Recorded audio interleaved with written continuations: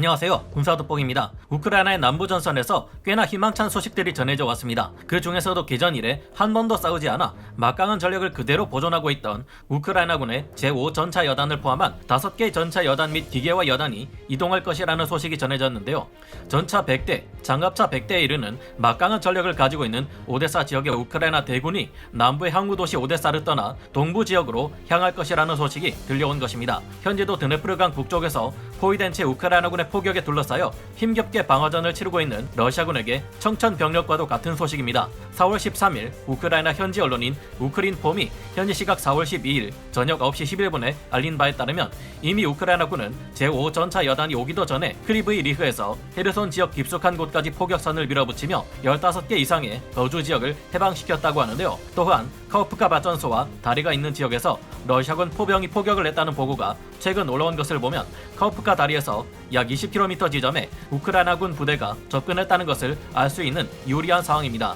이런 상황에 다수의 전차들로 채워진 강력한 우크라이나군 제5전차 여단이 도착할 경우 헤르손 탈환은 금방이고 다리를 건너 3가지 선택지를 향해 나아갈 수 있게 되는데요. 2014년 러시아에게 빼앗겼던 크림반도를 8년 만에 손에 넣는 것도 멜리토폴의 러시아군을 격파하고 곤경에 처해 있는 남부 도시 마리우폴을 구원하는 것도 돈바스 지역으로 나아가 다른 제3전차 여단, 제4전차 여단과 함께 최후의 대기갑 전투를 준비하는 것도 가능합니다. 이 중 마리우폴을 구원하거나 돈바스 전투에 대비하는 건 모두 시급한 만큼 고민이 될 듯한데요. 그런데 제5전차 여단은 원래 오데사 지역에서 러시아군의 상륙 작전을 막아내기 위해 준비하고 있었는데 이곳을 비워두고 빠져나오면 생각지 못한 기습을 당하는 것은 아닐까요? 오데사에서 빠져나온 우크라이나의 5개 여단 대군이 앞으로의 전쟁에 어떤 영향을 주게 될지 살펴보겠습니다. 전문가는 아니지만 해당 분야의 정보를 조사 정리했습니다. 본의 아니게 틀린 부분이 있을 수 있다는 점 양해해 주시면 감사하겠습니다. 그동안 오데사 지역에 주둔해 있던 우크라이나의 제5전차 여단이 움직일 수 없었던 이유는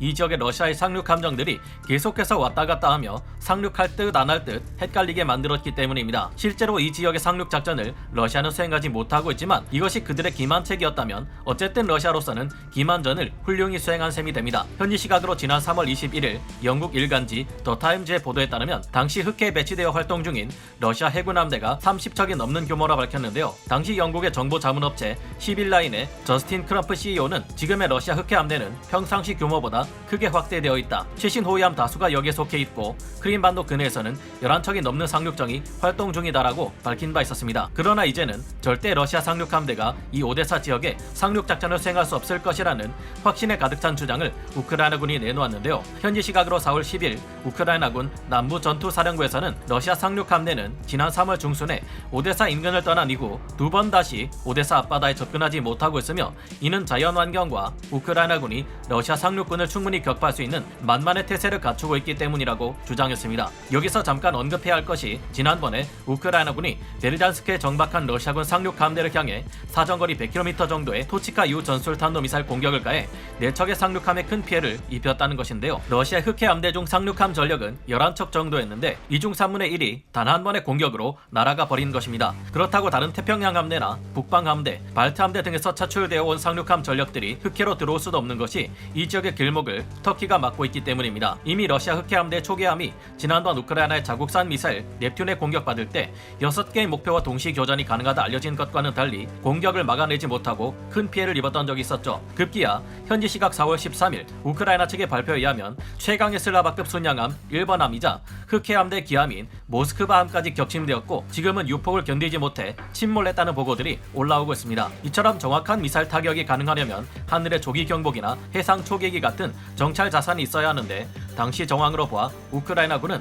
미국이나 나토 국가들에게서 러시아군 함정이 어디에 있는지와 같은 좌표 정보를 받고 있는 것으로 짐작되었습니다. 이 같은 상황이 얼마 되지 않는 흑해 함대 상륙함에 방공 호위함을 붙여 상륙 작전을 수행하는 것은 러시아의 군으로서도 부담스러울 수밖에 없을 겁니다. 우크라이나 해안에는 그들이 뿌려놓은 기뢰가 가득할 것이고 어디서 들어올지 알고 있다면 원래 방어하는 쪽이 더 유리한 것이 상륙 작전이기에 성공시키기가 매우 어렵기도 하고요. 하지만 상륙 작전을 수행하는 러시아군에게는 이보다 더 더욱 무서운 것이 있는데 바로 대자연의 분노와 겹겹이 잘 대비되어 있는 우크라이나군의 방어 태세입니다. 현지 시각 4월 12일 남부전투사령부의 작전 참모인 블라디슬라브 나자로프 대령은 우크라이나 현지 언론인 우크린폼과 인터뷰에서 흑해 북서부 지역에 강력한 폭풍우가 장기간 계속되고 있다 밝혔는데요. 그와 함께 이 지역에는 우크라이나군의 해안 방어 태세가 견고하기 때문에 적들이 오데사에 상륙할 엄두를 내지 못하고 있다라고 밝혔습니다. 슬라브 나자로프 대령은 적들이 미콜라이오를 향한 돌파구를 뚫기 위해 여러 방안을 아직도 모색 중이지만 우크라이나군은 그런 기회를 주지 않고 있다고 밝혔는데요. 러시아군은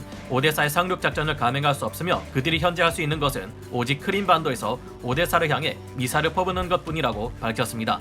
사실일까요? 나자로프 대령의 말대로 현재 오데사 지역의 기상 상황을 나타내는 기상도를 보면 초속 10m 정도의 강한 바람이 며칠 동안 계속 불고 있는 것을 확인할 수 있습니다. 초속 10m라고 하면 별것 아닌 것처럼 보일지 몰라도 병력을 수송하기 위한 상륙 함정들은 평평한 바닥을 가지고 있는 평저선이기에 바닥 부분이 뾰족한 일반 함정들보다 파도의 영향을 더욱 많이 받습니다. 초속 10m를 시속으로 환산하면 시속 36km 정도이고 이 상황의 해상에서는 보통 다소 높은 파도가 일고는 하는데요. 안 그래도 오데사에는 우크라이나의 강력한 방어군이 이곳을 요새하고 지키고 있는데 기뢰에 의한 피해를 받지 않는다 해도 이런 환경 하에서 상륙 작전을 수행하기는 어려울 것으로 평가되고 있는 것입니다. 기상 예보에 따르면 오데사 지역에는 이달 말까지 초속 6m에서 8m 정도의 강풍이 계속 불 것으로 예상되고 있어 러시아군의 상륙함이 출항하는 것 자체가 어려울 것이라 전문가들은 분석하고 있습니다. 혹시나 이 기상 예보가 틀릴 가능성도 무시할 수는 없겠지만 우크라이나군은 지난 한 달 동안의 준비를 통해 오데사 지역이 완전히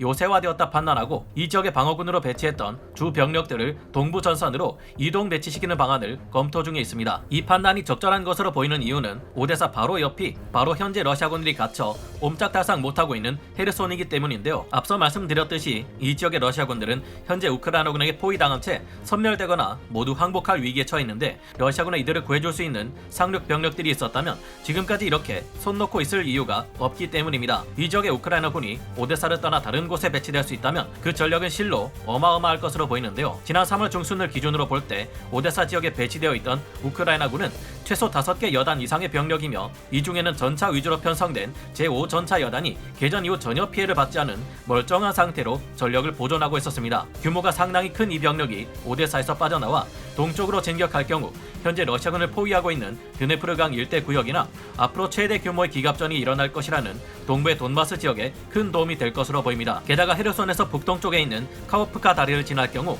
이 다리는 크림반도와 다이렉트로 연결되어 있기에 바로 크림반도를 8년 만에 재탈환할 수도 있을 것으로 보이는데요. 이 지역에는 현재 러시아군이 하나도 없다고 러시아군 스스로 인정해버렸기에 마음만 먹으면 즉시 크림반도 탈환이 가능할 것으로 보입니다. 이곳을 8년 만에 재탈환하는 것은 우크라이나에게 있어 감격스러운 일이 되겠지만 문제는 현재 상황이 녹록치가 않다는 것인데요. 당장 급할 것이 없는 크림반도로 진격하기보다 우선 헤르손의 막강한 전력을 지원해 공세를 몰아붙여 이곳을 단숨에 탈환하고 동부 돈바스 지역으로 진격해 러시아군의 대규모 공세에 대비하거나 현재 지옥이나 다름없는 마리우폴의 시민들과 아군들을 오랜 기간의 악몽에서 구해주는 것이 더 급하지 않을까 생각해봅니다. 여러분이라면 두 가지 선택지 중에 무엇을 택하실지 궁금하네요. 현재 기상 상황을 보면 다시 닥쳐오는 라스푸티차 현상이 보이기 시작하는데요. 이를 감안하면 러시아는 최후의 공세를 서둘러 실행해야 하지만 아직도 새로 편성된 부대들이나 다른 지역에서 철수해 재투입되는 병력들은 돈바스 지역 내에 들어오지 않은 것으로 파악되고 있습니다. 섣불리 들어갈 수도 없고 더 이상 공세를 미룰 수도 없는 러시아군의 고민이 클 것 같은데요. 벌써 도네츠크 지역과 드니프로 지역에도